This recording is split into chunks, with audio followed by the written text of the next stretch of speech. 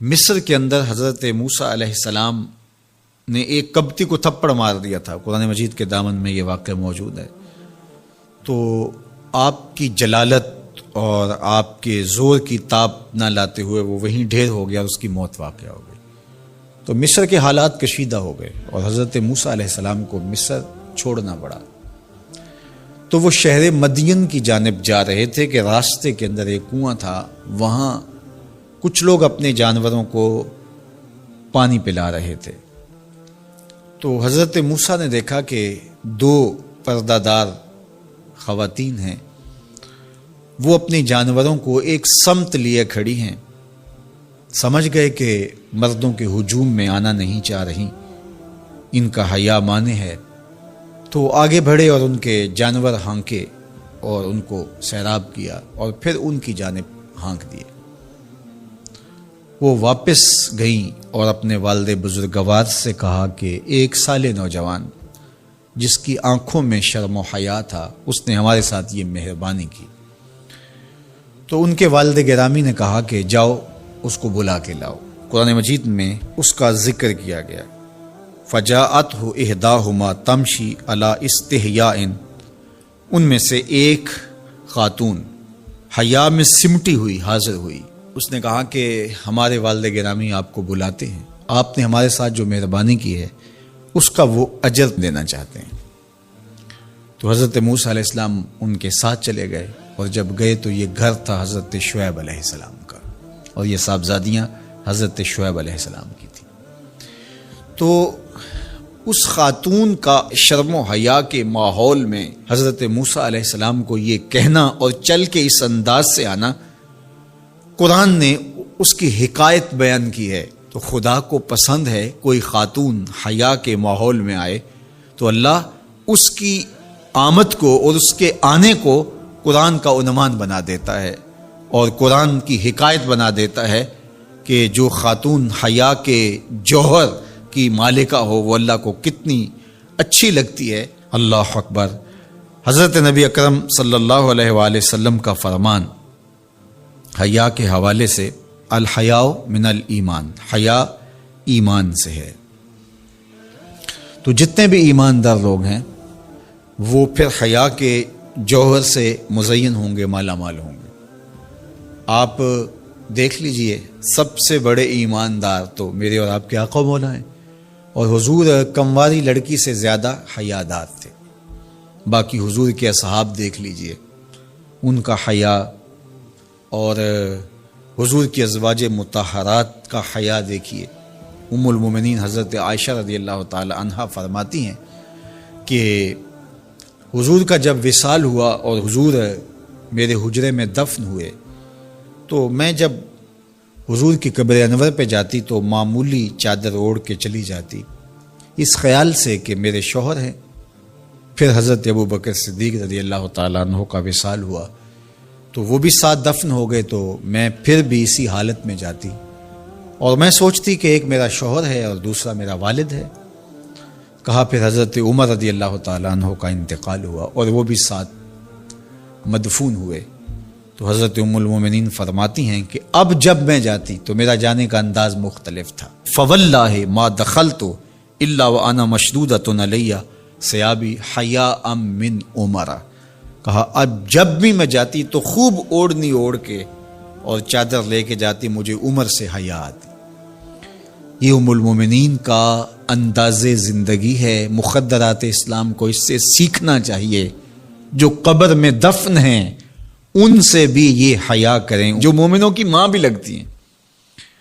اور آج یہ دلائل دیے جائیں کہ پردہ تو جناب دل کا ہوتا ہے، چہرے کا پردہ تو نہیں ہے۔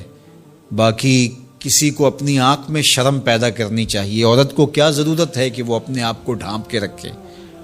اب ام المومنین کا عمل یہ ہے کہ فرماتی ہیں کہ میں اپنے آپ کو خوب سمیٹ کے جاتی حیاء من عمر۔ عمر قبر میں ہیں لیکن ام المومنین فرماتی ہیں مجھے پھر بھی حیا آتی۔ اور حضرت سیدہ طیبہ طاہرہ حضرت فاطمہ تو زہرا رضی اللہ تعالی عنہا نے کہا کہ عورت کے لیے بہترین پردہ یہ ہے کہ اس کو کوئی غیر مرد نہ دیکھے اور وہ غیر مرد کو نہ دیکھے۔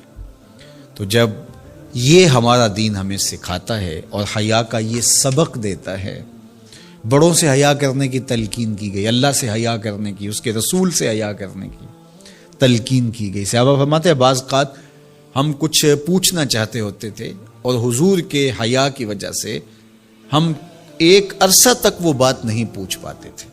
آج دادا کے سامنے بچے جس طرح بات کرتے ہیں اور جس طرح بچوں سے حیا کا جوہر ختم ہو گیا ہے اور اس کو وہ تہذیب نو کا کرشمہ سمجھتے ہیں اور جدید دور کی کرامت سمجھتے ہیں، یہ دور جدید کی کرامت نہیں ہے، یہ جاہلیت ہے۔ بڑوں کا احترام اور بڑوں کی عزت یہ زندگی کا جمال ہے۔ اللہ کے محبوب علیہ الصلوۃ والسلام نے ایک بڑی خوبصورت بات ارشاد فرمائی، ذرا سنیے اور اس کا لطف لیجئے اور حضور کے دیے گئے اس وعدے پہ دل کے قرار کا سامان کیجئے۔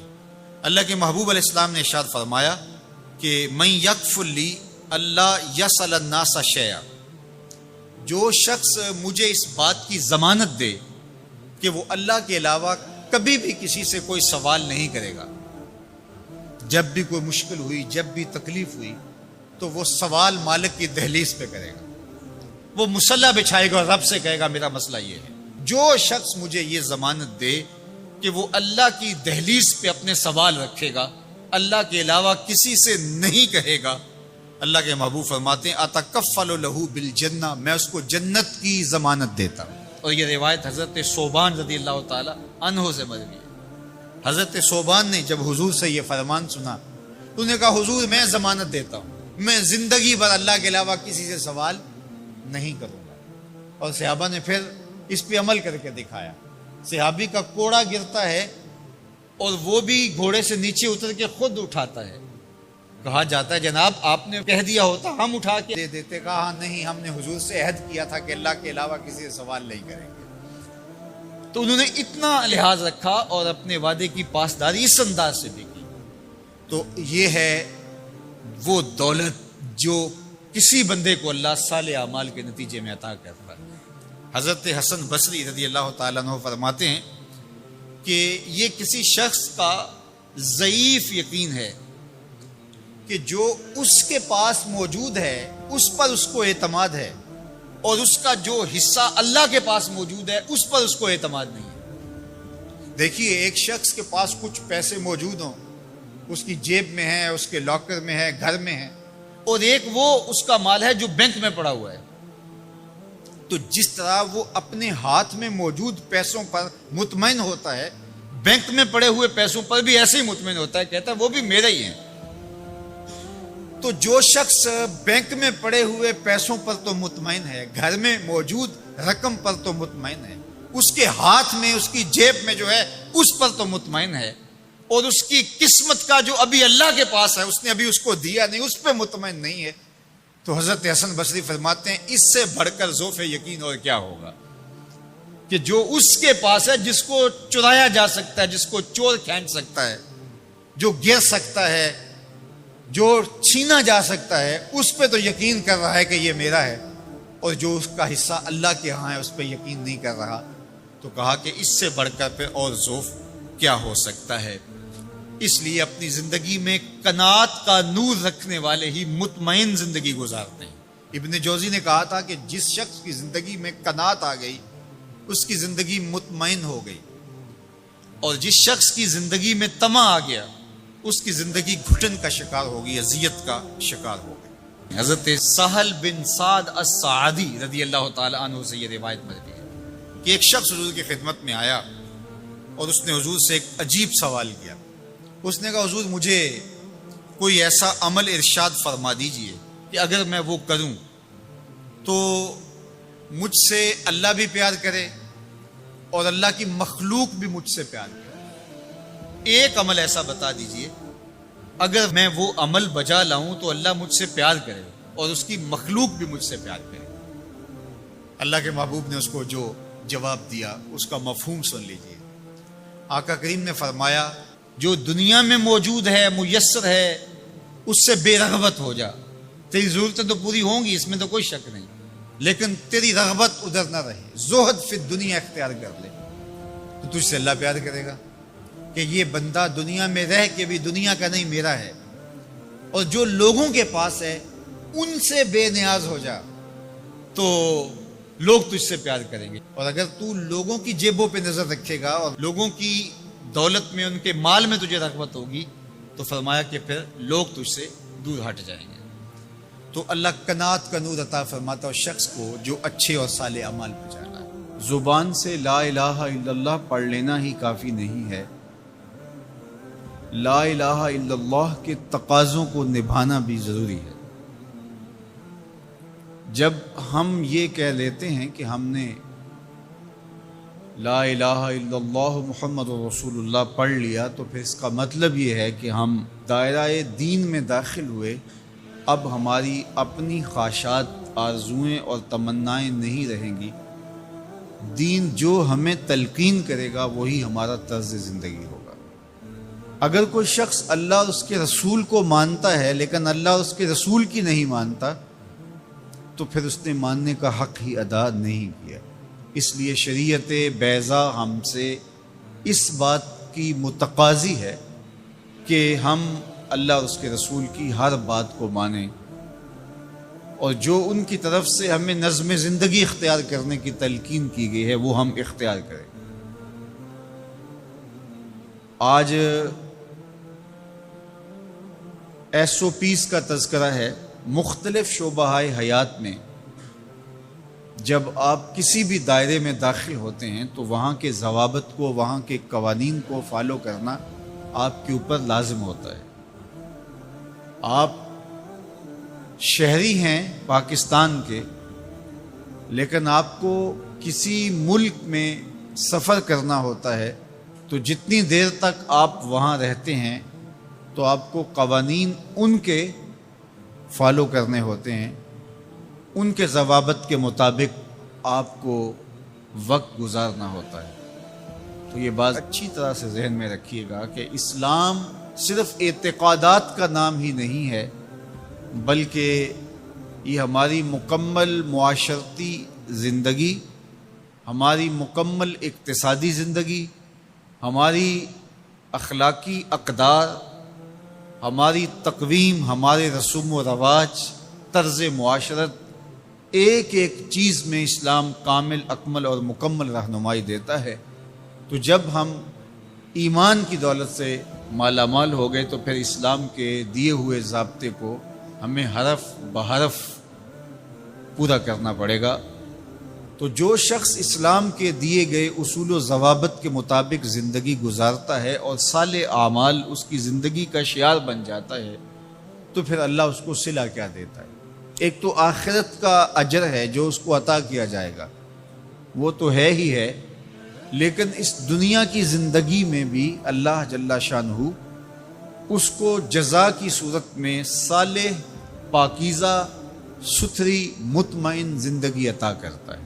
اللہ اس کے لیے رزق حلال کے اسباب پیدا کر دیتا ہے۔ دیکھیے، جو میری اور آپ کی قسمت میں لکھا ہے، ہمارا جو مقسوم ہے، وہ ہمیں مل کے رہے گا۔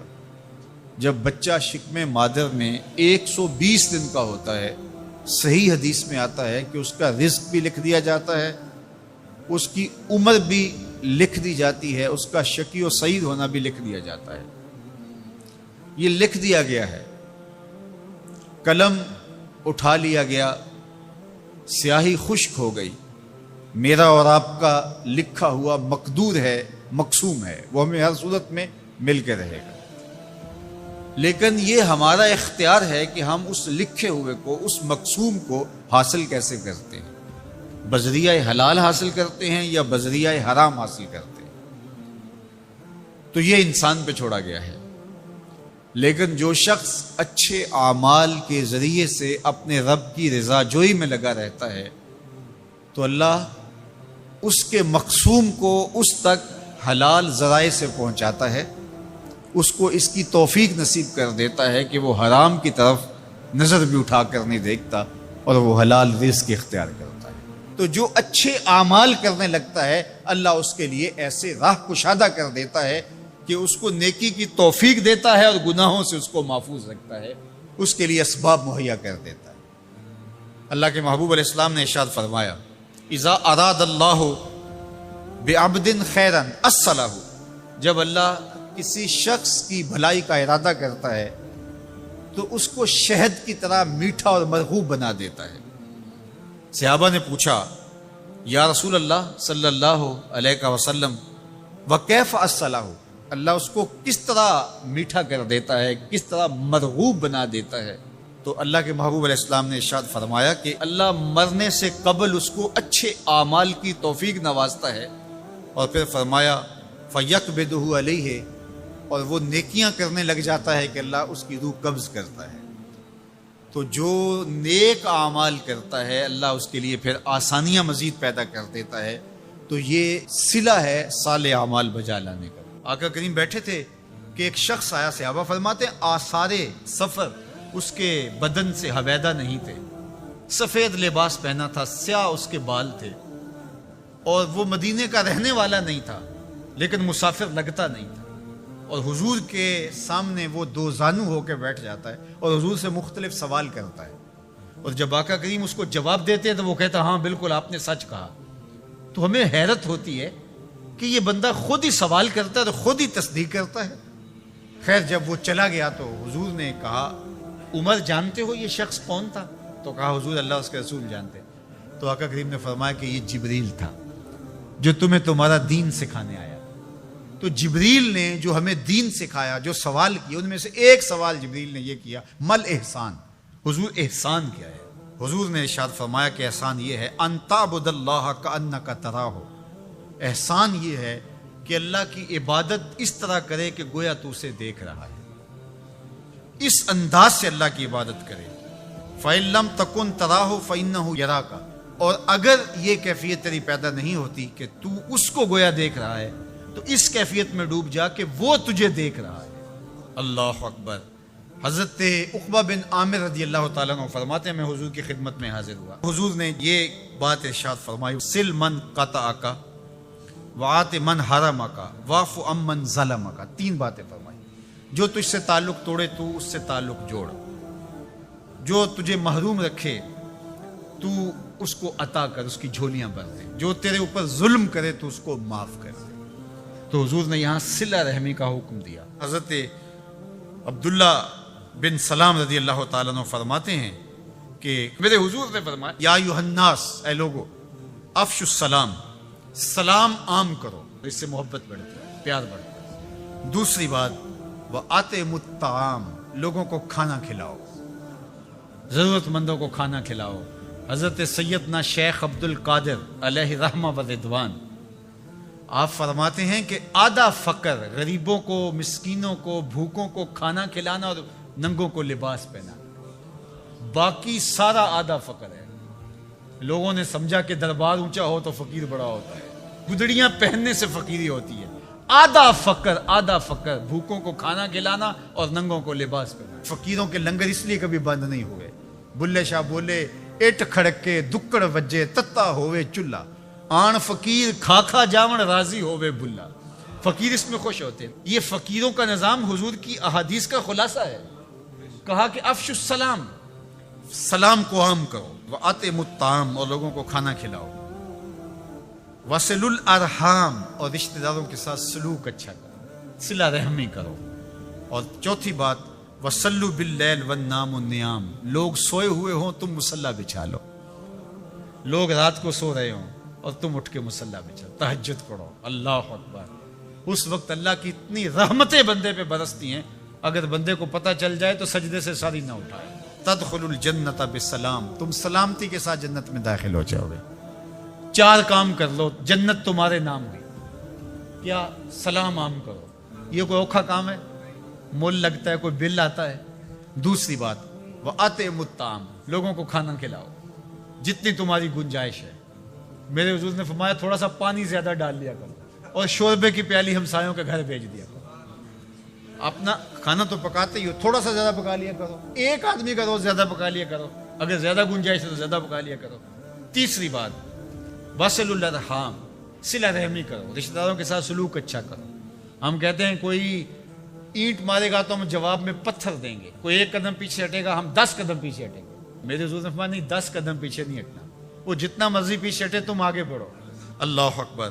آخری بات حضور نے فرمائی، جب لوگ سو رہے ہوں تو تم آغوش نیند میں پڑے ہوئے لوگوں کو چھوڑ کے اللہ کے حضور سجدہ ریزیاں کرو۔ صحابہ نے ثمامہ بن اسال جو کہ یمامہ کا سردار تھا، اس کو مسجد نبوی کے ستون کے ساتھ لا کے باندھ دیا۔ تو آقا کریم علیہ السلام تشریف لائے تو دیکھا کہ ثمامہ بن اسال بندھا ہوا ہے، یمامہ کا سردار ہے، اسلام کا بدترین دشمن تھا اور بہت زیادہ اس نے اسلام کو نقصان بھی پہنچایا۔ آقا کریم نے کہا کہ ثمامہ کیا حال ہے؟ تو اس نے کہا کہ اگر آپ مجھے قتل کریں تو میرا قتل رائے گا نہیں جائے گا، اور اگر آپ میرے عوض کوئی مال لینا چاہیں تو آپ حکم کریں، میں کنگال نہیں ہوں کہ نہ دے سکوں، اور اگر آپ مجھے یوں ہی چھوڑ دیں تو میں احسان فراموش شخص نہیں ہوں، اس نیکی کا بدلہ دوں گا۔ حضور علیہ السلام نے کچھ نہیں کہا اور چلے گئے۔ دوسرے دن حضور پھر تشریف لائے اور پھر کہا کہ ثمامہ سنا کیا حال ہے؟ اس نے یہی باتیں دوبارہ کی کہ اگر آپ مجھے یوں ہی چھوڑ دیں تو مجھے احسان فراموش نہیں پائیں گے، خاندانی شخص ہوں، اس کا بدلہ چکاؤں گا، اور اگر آپ میرے عوض کچھ لینا چاہیں تو کوئی کنگال شخص نہیں ہوں کہ کچھ دے نہ سکوں، اور اگر آپ جو ہے وہ مجھے قتل کر دیں تو کوئی معمولی شخص نہیں ہوں کہ میرا قتل یوں ہی بھلا دیا جائے گا، اس کے بدلے میں خون کی ندیاں بہیں گی۔ حضور پھر خاموشی سے گزر گئے۔ تیسرے دن حضور پھر آئے اور کہا ثمامہ کیا حال ہے؟ اس نے پھر وہی باتیں کی کہ اگر آپ مجھے یوں ہی معاف کر دیں تو احسان فراموش نہیں ہوں گا، اور اگر آپ مجھے قتل کر دیں تو میرا قتل رائے گا نہیں جائے گا، اور اگر آپ یوں ہی چھوڑ دیں تو پھر اس کے جواب میں میری طرف سے جو رد عمل ہوگا وہ بھی دیکھنے والا ہوگا۔ تینوں دن یہی بات کہی، لیکن حضور تینوں دن اس کی گفتگو سنتے رہے۔ اچھا موقع ہے، ایک شخص آیا ہے اور بدترین دشمن ہے، اس کی کونسلنگ کی جائے، اس کو سمجھایا جائے، لیکن ساری باتیں باتوں سے نہیں ہوتی، کچھ نگاہوں کے فیصلے بھی ہوتے ہیں۔ تیرا علاج نظر کے سوا کچھ اور نہیں۔ حضور نے کچھ نہیں کہا، اور تیسرے دن جب حضور نے کہا کہ اس کی رسیاں کھول دو تو اس کی رسیاں کھول دی گئی، تو وہ باہر جاتا ہے، قدم اندر کو اٹھتے ہیں۔ حضور نے تو چھوڑ دیا، لیکن اب وہ جائے تو کہاں جائے؟ پر کاٹ کے میرے کہا سیاد نے مجھ سے، جا تجھے کشمکش دہر سے آزاد کیا۔ ہر قیدی رہائی مانگتا ہے، اور جب اس کو پروانہ ملتا ہے کہ آج تو جیل سے آزاد ہوگا تو وہ اچھلتا کودتا ہوا باہر آتا ہے اور جیل کے سوگوار ماحول کو چھوڑ کے بھاگتا ہے۔ لیکن جو زلف رسول کا قیدی ہوتا ہے وہ کبھی رہائی چاہتا ہی نہیں ہے۔ تمہاری زلف کے قیدی نرالی شان رکھتے ہیں، کبھی مانگا نہیں کرتے رہائی یا رسول اللہ۔ اب وہ باہر چلا گیا اور غسل کر کے پھر پلٹ آیا اور حضور علیہ السلام کے ہاتھ پہ بیعت اسلام کرتا ہے۔ اسلام لانے کے بعد اب وہ جو پہلی بات کرتا ہے وہ سنیے۔ وہ کہتا ہے حضور مجھے سب سے زیادہ اگر کوئی برا دین لگتا تھا تو وہ دین اسلام تھا، لیکن اب میری کیفیت قلب یہ ہے جتنا پیارا دین دین اسلام لگتا ہے کوئی اور دین ہے ہی نہیں، اور جتنے بھی دنیا پہ شہر موجود تھے مجھے شہر مدینہ ان میں سے معاذ اللہ اچھا نہیں لگتا تھا، لیکن اب میری کیفیت یہ ہے جنوں ویکھ کے اکھیاں ٹھر دیاں نے، جنوں ویکھ کے ٹھردا سینہ ہے، ربا تیری ساری خدائی وچوں بس ایک کو شہر مدینہ ہے۔ تیسری بات اس نے حضور کے چہرہ انور کے بارے میں کہی کہ پہلے آپ کے بارے میں میری رائے اچھی نہیں تھی، اور اب آپ کے چہرے کو دیکھتا ہوں تو ٹھنڈ پڑتی ہے، روح کو قرار ملتا ہے، ایسا سونا اور حسین چہرہ مجھے کائنات میں کہیں دکھائی نہیں دیتا۔ مکھ چند بدر شاہ شانی ہے، متھے چمک دی لاٹ نورانی ہے، کالی زلف تے اکھ مستانی ہے، مخمور رکھی ہن مد بھریاں۔ اب اسلام لانے کے بعد جو فوری تبدیلی اس نے محسوس کی اس کو بیان کیا۔ حضور کائنات میں سب سے محبوب چہرہ اگر مجھے نظر آتا ہے تو وہ آپ کا ہے۔ تو ادھر ایمان لایا اور ادھر دل میں یہ تغیر اور یہ تبدیلی پیدا ہوئی۔ تو ایمان کے ساتھ جڑی ہوئی محبت ہے، جب محبت ہوگی تو پھر ایمان ہوگا، اور اگر محبت نہیں ہے تو ایمان کی نفی کر دے گی۔ لا یؤمن احدکم حتی اکون احب الیہ من والدہ و والدہ والناس اجمعین۔ محمد کی محبت دین حق کی شرط اول ہے، اسی میں ہو اگر خامی تو سب کچھ نامکمل ہے۔ تو محبت حضور علیہ السلام کی یہ تقاضائے دین ہے. یہ تو کہا کہ حضور سے میرے لیے اور اپنے لیے مغفرت کی دعا کروانا. ماں نے اجازت دے دی تو یہ حضور کی خدمت میں آئے. کہتے ہیں میں نے مغرب کی نماز پڑھی اور سلام پھرا تو میرے دل میں تھا کہ حضور سے ملوں اور کہوں کہ حضور میرے لیے میری ماں کے لیے مغفرت کی دعا کر دیجیے. لیکن حضور نوافل میں ایسے مشغول ہوئے کہ مجھے موقع نہ مل پایا، حتیٰ کہ عشاء کا وقت ہو گیا. عشاء کی اذان پکاری جانے لگی. حضور نے نماز عشاء پڑھائی، سلام پھرا تو میرے دل میں تھا کہ ماں نے جاتے ہی پوچھنا ہے کہ دعا کروائی تھی تو کیا جواب دوں گا. مغرب کی نماز کی چھٹی ملی، عشاء بھی ہو گئی اور میں عرض نہیں کر سکا. تو میں ابھی سوچ ہی رہا تھا کہ حضور حجرہ انور کی طرف بڑھ گئے. اب جنہوں نے مسجد نبوی کی حاضری کا شرف پایا ہے وہ جانتے ہیں کہ مصلی نبوی سے حجرہ رسول کا فاصلہ ہی کتنا ہے. اور جنہوں نے یہ شرف نہیں پایا، میری دعا ہے کہ وہ اڑ کے مدینے چلے جائیں.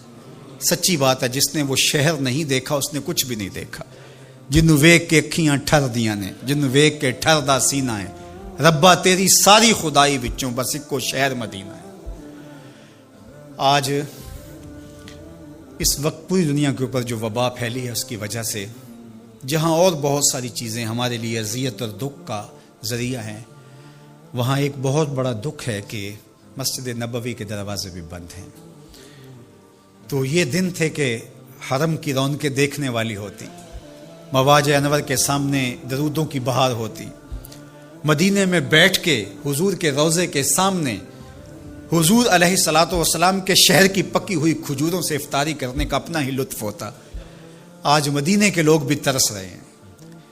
بچپن سے لڑکپن تک اور لڑکپن سے جوانی تک اور جوانی سے بڑھاپے تک 80 سال عمر ہو گئی، جنہوں نے رمضان المبارک کا روزہ مسجد نبوی سے باہر کبھی کھولا ہی نہیں، آج اپنے گھروں کی چھتوں پہ کھڑے ہو کے میناروں کو دیکھتے اور چیخیں مار رہے ہیں. اللہ اس وبا کے دن مختصر کر دے اور اس امت کے لیے آسانیاں پیدا کر دے. تو حضور علیہ السلام اٹھے مصلی انور سے اور اپنے حجرہ انور کی طرف چل پڑے. تو حضرت حذیفہ بن یمان کہتے ہیں کہ میں بھی حضور کے پیچھے چل پڑا. غیر ارادی طور پہ کچھ رفتار تیز ہو گئی تو قدموں سے آہٹ پیدا ہوئی. تو حضور نے ارشاد فرمایا کہ من ھذا، کون ہے؟ پھر خود ہی کہا حذیفہ تو نہیں؟ قلت نعم، میں نے کہا جی جی حضور میں حذیفہ ہوں. تو آقا کریم علیہ السلام نے کوئی توقف کیے بغیر فرمایا ما حاجتوں کا غفر اللہ لک ولی امک، اللہ تجھے بھی بخش دے، تیری ماں کو بھی بخش دے، کس کام آئے ہو؟ اب حذیفہ بن یمان کہتے ہیں جو کام تھا وہ تو جنبش لب سے پہلے ہو گیا. یہاں تو لفظوں کا سہارا نہیں لینا پڑتا، وہ بند لبوں کی بولیاں سمجھتے ہیں. تو کہتے ہیں کہ جو حاجت تھی وہ تو پوری ہو گئی.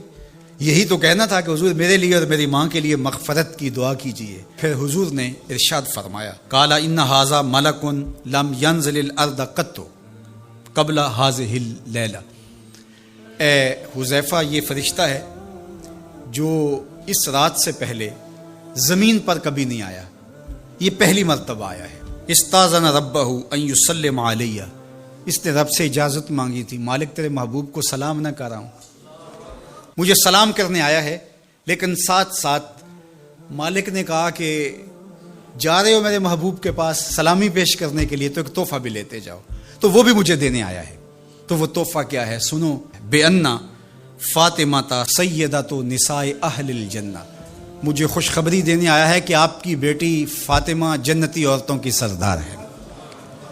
اور وَأَنَّ الْحَسَنَ وَالْحُسَيْنَ سَيِّدَا شَبَابِ أَهْلِ الْجَنَّةِ، اور حسن اور حسین فاطمہ کے بیٹے جنتی جوانوں کے سردار ہیں. یہ آج خوشخبری لے کر کے میرے پاس مجھے سلام کرنے آیا ہے.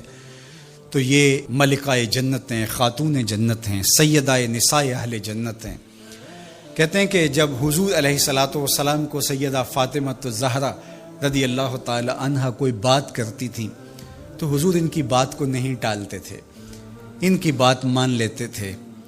تو آج ہم سیدہ فاطمہ الزہرا رضی اللہ تعالی عنہا کی وساطت سے حضور کی بارگاہ میں استغاثہ پیش کرتے ہیں کہ اس امت مرحوم پہ اللہ سے رحم کی خیرات مانگیں اور اللہ میرے وطن کی خیر کرے، امن، رحمت اور کرم نوازیوں کے اجالے اور نور نصیب ہو۔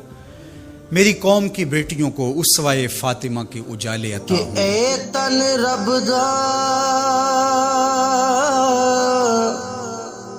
سچا حجرا،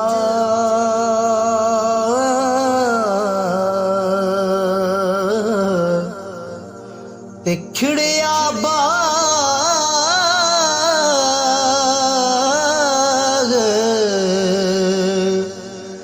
بہاراں